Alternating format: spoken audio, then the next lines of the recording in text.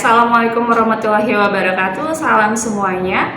Salam Bapak Ibu seluruh guru yang ada di Indonesia. Perkenalkan, nama saya Rosi Hilia. Saya dari SMK 3 Perguruan Cikini. Baik, pada kesempatan kali ini saya akan memberikan pengalaman dan share tentang seri pandemi dan seri AKM tentang guru belajar. Oke, di berikut adalah video yang telah saya berikan untuk teman-teman dan rekan-rekan seprofesi saya di sekolah saya tentang pengimbasan seri AKM. Baik, terima kasih Bapak Ibu untuk waktunya. Pada kesempatan hari ini saya akan memberikan pengalaman saya, berbagi share pengalaman tentang guru belajar seri asesmen kompetensi minimum. Baik, saya akan memberikan PowerPoint-nya.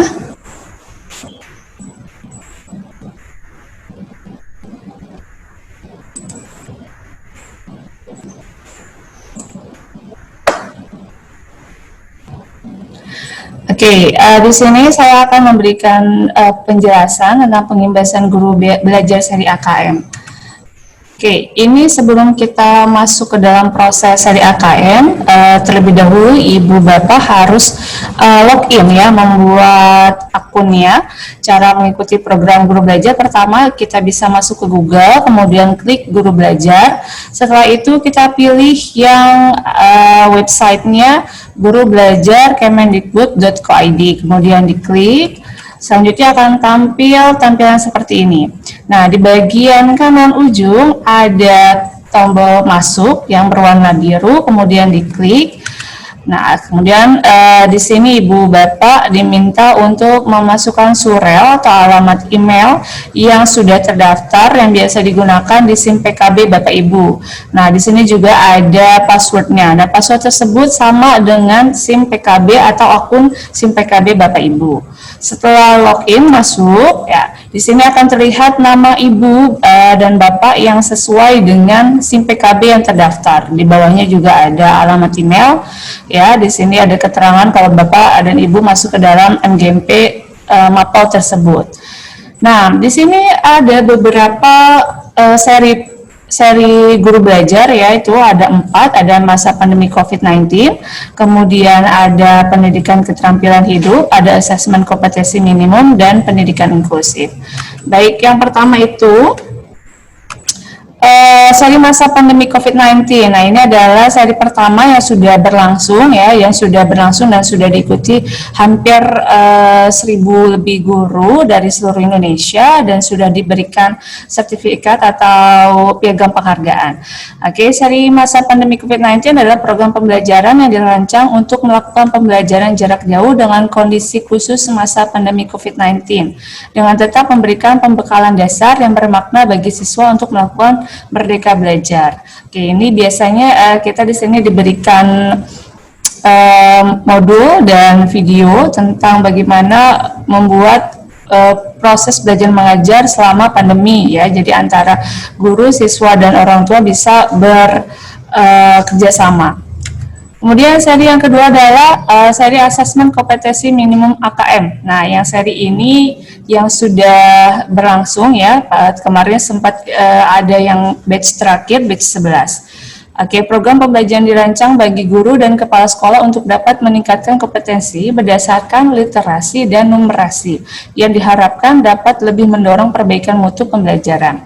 Oke, seri ini sangat bermanfaat sekali untuk kita para guru karena memang seri AKM itu adalah pengetahuan bagaimana untuk menjadi tolak ukur untuk siswa dan sekolah dan guru sebagai nilai akhir ya, atau asesmen akhir. Jadi tidak dilakukan di kelas 3 tapi di kelas 2 untuk SMK ya, dan pengganti sebagai UN. Selanjutnya seri pendidikan keterampilan hidup. Nah, seri ini belum terlaksana tapi masih kita bisa masuk ya untuk waiting list atau bisa mendaftar untuk ditempatkan nanti berdasarkan tanggalnya. Oke, program pembelajaran dirancang bagi guru SMP dan SMK atau SMA dengan tujuan untuk membantu dan membekali para peserta didik dengan keterampilan abad ke-21 yang bermanfaat untuk masa depan mereka, termasuk mengembangkan kemampuan belajar dan menggali potensi diri Seri ini adalah hasil kerjasama Kemendikbud RI dan UNICEF ya. Mungkin Bapak Ibu bisa bergabung setelah membuat atau login ke akun dari Guru Belajar. Oke, seri keempat adalah seri yang terakhir, seri pendidikan inklusif, program pembelajaran dirancang untuk meningkatkan pengetahuan guru tentang konsep keberagaman peserta didik, konsep dasar pendidikan inklusif dan sistem layanan pembelajaran bagi peserta didik berkebutuhan khusus. Jadi di setiap sekolah pasti ada siswa yang mempunyai kebutuhan khusus. Jadi setiap sekolah harus ada seperti pelatihannya atau pengetahuan tentang bagaimana sih kalau misalkan kita mempunyai siswa yang berkebutuhan khusus sedangkan dia bersekolah di sekolah umum. Jadi di situ kita akan diberikan pendidikan tentang siswa yang inklusif.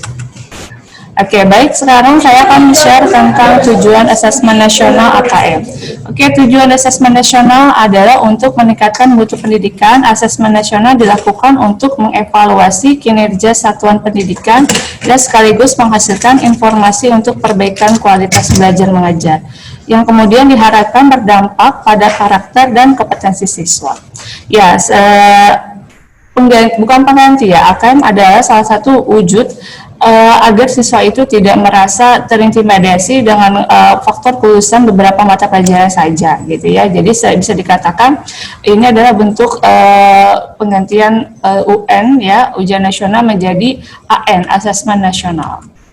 Oke, pelaksana asesmen sekolah ya. Di sini ada 3 yang dinilai. Yang pertama adalah murid kelas 5, 8, dan 11. Maksimum 30 murid SD dan SMP, 45 murid untuk SMP dan SMA.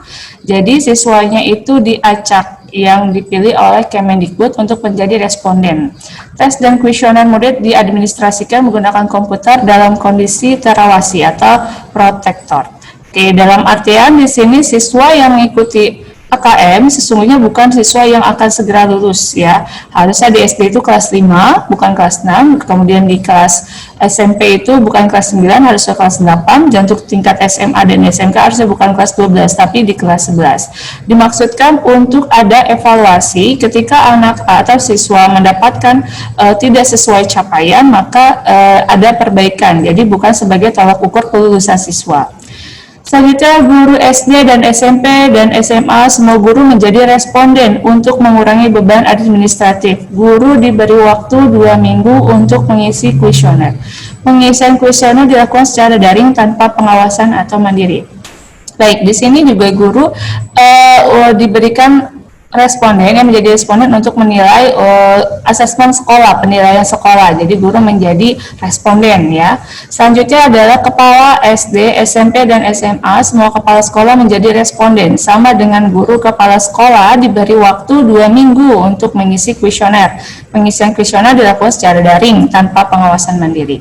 Ya, jadi kepala sekolah, setiap sekolah wajib mengikuti asesmen sekolah ya dalam bentuk menjadi responden.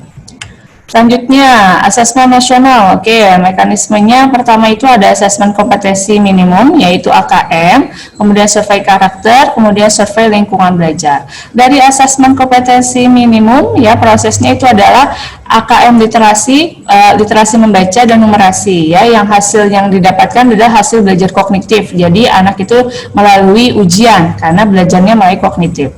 Kemudian survei karakter. Nah, survei karakter hasil belajarnya nasional ya. Kemudian survei lingkungan belajar yang disurvei dari lingkungan belajar atau sekolahnya, karakter input dan proses pembelajaran. Oke, di sini kita bisa lihat asesmen kompetensi minimum yang kita nilai ya, anak itu adalah literasi membaca dan numerasi. Jadi soal itu tidak seperti UN, terpatok dari tiga jenis mapel, yaitu bahasa Indonesia, bahasa Inggris, matematika.